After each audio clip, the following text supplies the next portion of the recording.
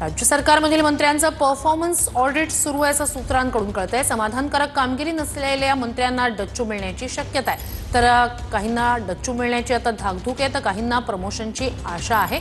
दिलेल्या विभागाच्या कामगिरीवर रिपोर्ट कार्ड ठरणाऱ्या आमदारांकडून सुद्धा कामगिरीच्या मूल्यमापनाची मागणी होती अशी माहिती सूत्रांकडून मिळते। मंत्र्यांच्या विभागाची कामगिरी कशी आहे, तसंच मंत्र्यांवरील आरोप आणि त्यातील वास्तविकता तपासली जाणार आहे। परफॉर्मन्स ऑडिटचे निकष नेमके काय, मंत्री आमदारांशी कसे वागतात, आमदारांचा मंत्र्यांबद्दलचा फीडबॅक काय आहे हे जाणून घेतलं जाईल।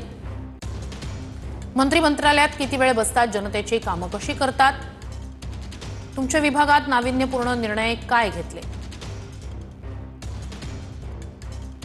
कृषीचा विचार तुम्ही त्याच्या आधी एक प्रश्न मध्यंतरी जेव्हा हे सरकार गठीत झालं तेव्हा असं तिन्ही नेत्यांनी असं म्हटलं होतं की असेसमेंट केलं जाईल आणि त्यानुसार रिव्ह्यूज पण होईल, त्यानुसार कोणाला आराम करण्याची संधी द्यायची, कोणाला पदोन्नती द्यायची याचा पण निर्णय केला जाईल। त्यामुळे परमनंट पोस्ट आहे असं समजू नये असं सांगितलं। ते असेसमेंट सुरू आहे आता मंत्र्यांचं। बघा, मी देखील ही मागणी करणाऱ्यापैकी एक होतो।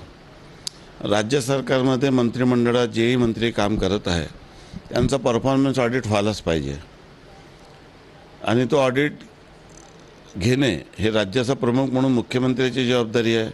आमच्या पक्षामध्ये माननीय एकनाथजी शिंदे यांनी या पद्धतीचं ते ऑडिट करत आहे, ते स्वतः रिपोर्ट घेत आहे, आम्हाला वारंवार विचारणा करत आहे, लोकहिताचे निर्णय तुम्ही काय केले, काय करणार आहात।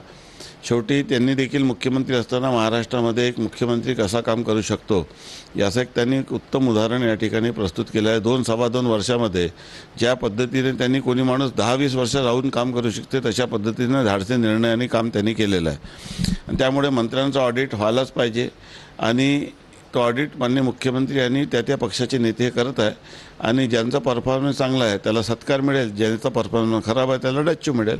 कॅमेरामॅन सचिन सयामसह गजानन माटे, TVNine मराठी, नागपूर।